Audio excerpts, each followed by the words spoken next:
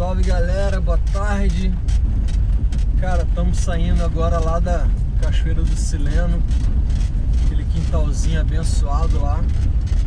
Acabamos ficando 2 noites no lugar e pô, deu muita vontade de compartilhar com vocês aí uma reflexão, né? Um pensamento. Teve um dia que Camila e eu estávamos sentados em cima da vidinha lá no deck, tomando um vinhozinho, trocando uma ideia.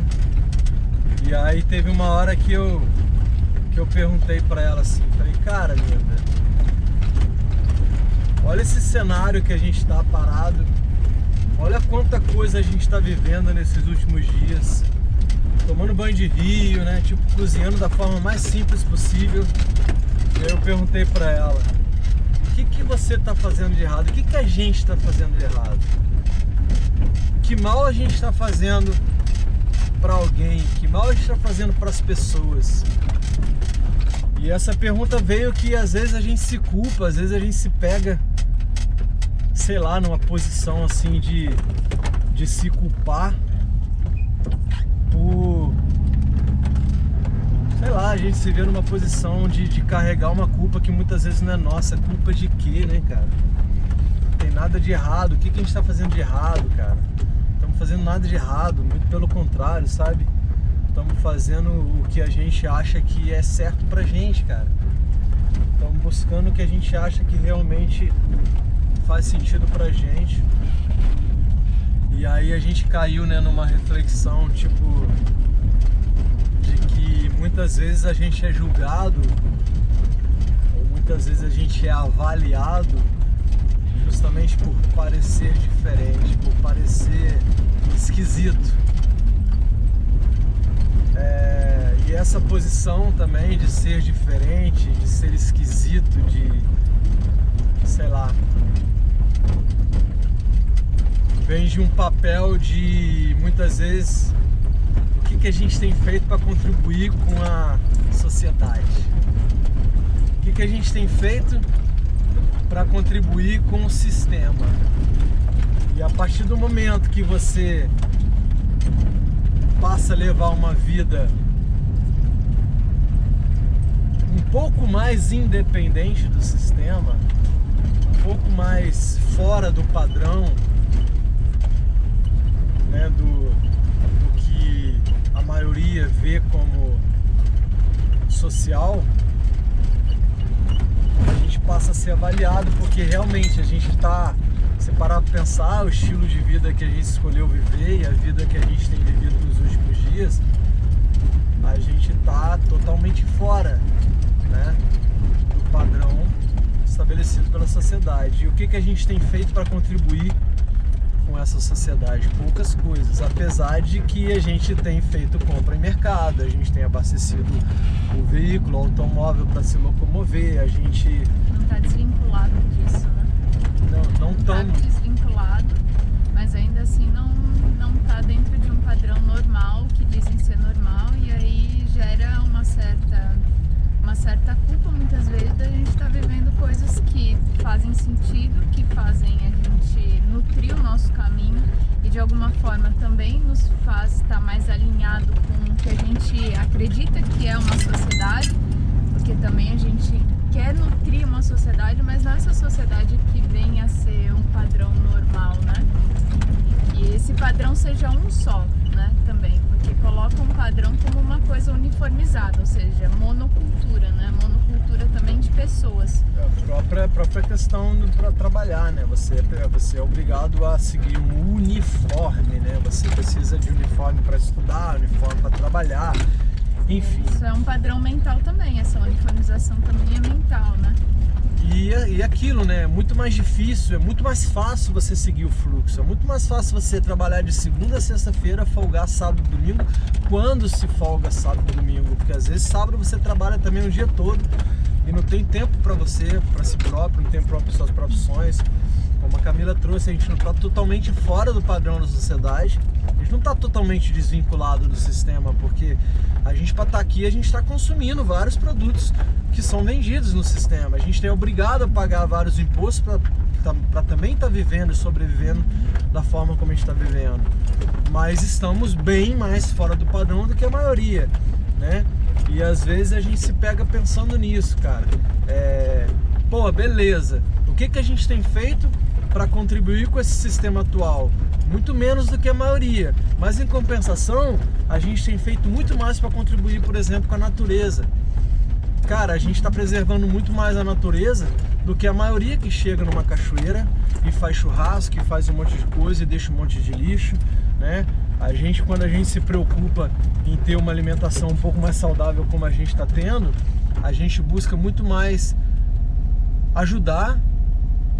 Não digo ajudar, mas a gente busca muito mais fortalecer também os pequenos produtores, os produtores rurais, porque a gente vai realmente em busca de um alimento muito mais saudável, um alimento sem agrotóxico, ou seja, a gente está deixando também de pagar, de certa forma, para os agrotóxicos, né, para as empresas tacarem mais veneno. Então a gente está deixando, né? Por que o estilo de vida que a gente está vivendo muitas vezes não é aprovado? Porque querendo ou não a gente está deixando de alimentar o sistema, sabe?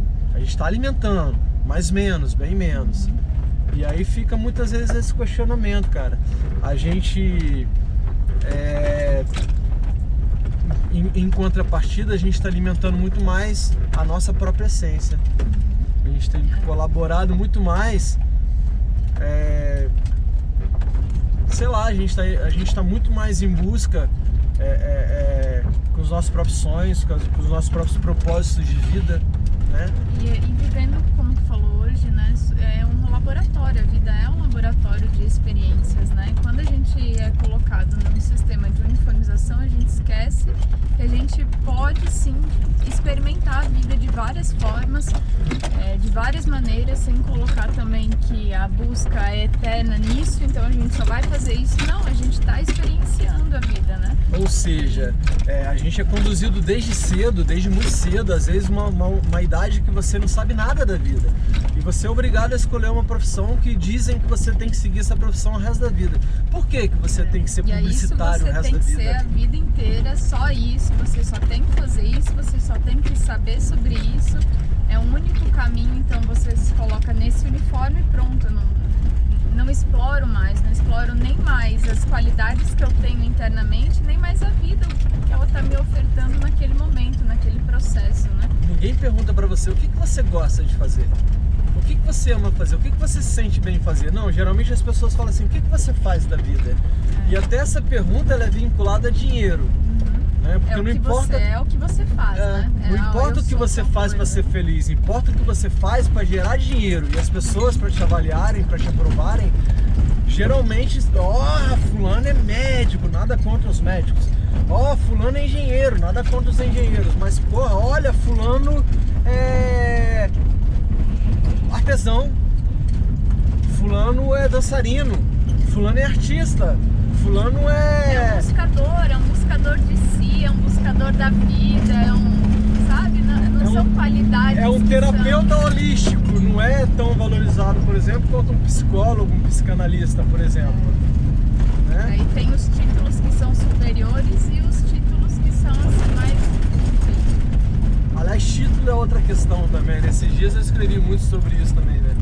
Os títulos que muitas vezes a gente paga para ter, né? Porque se você quer, sei lá, um diploma em Harvard, um diploma na universidade tal, você tem que pagar caro pra caramba.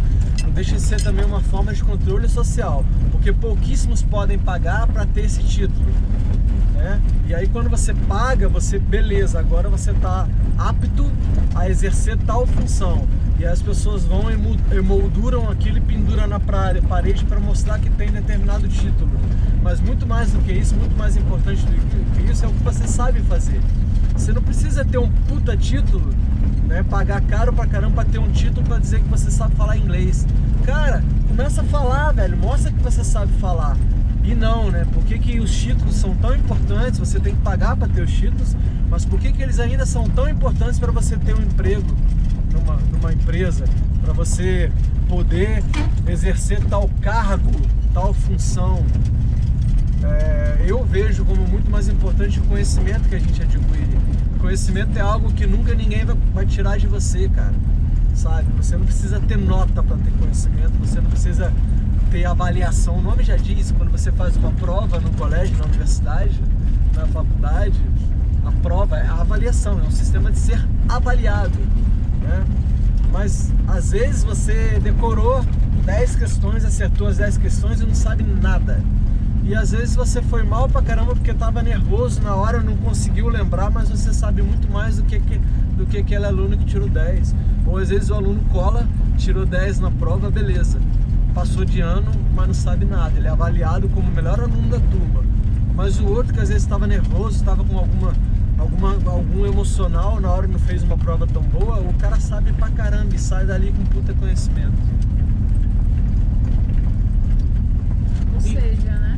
A gente, e aí voltando àquela parte do que é mais fácil, né? Às vezes é mais fácil ficar nisso porque a gente se esqueceu de questionar, esqueceu de investigar a vida, né? Investigar a si próprio, né, cara? Porque a gente percebe muito que esse sistema que a gente coloca como algo fora, na verdade não é algo fora, né? É algo que está muito enraizado em nós. A gente carrega muita coisa que acaba nos domesticando, muita coisa que acaba nos trancando em coisas e faz com que a gente não expanda a nossa essência, não expanda os nossos dons, não expanda as nossas potências, o nosso poder, né? Porque a gente fica ali engaiolados dentro de um formato que muitas vezes não nos cabe, né?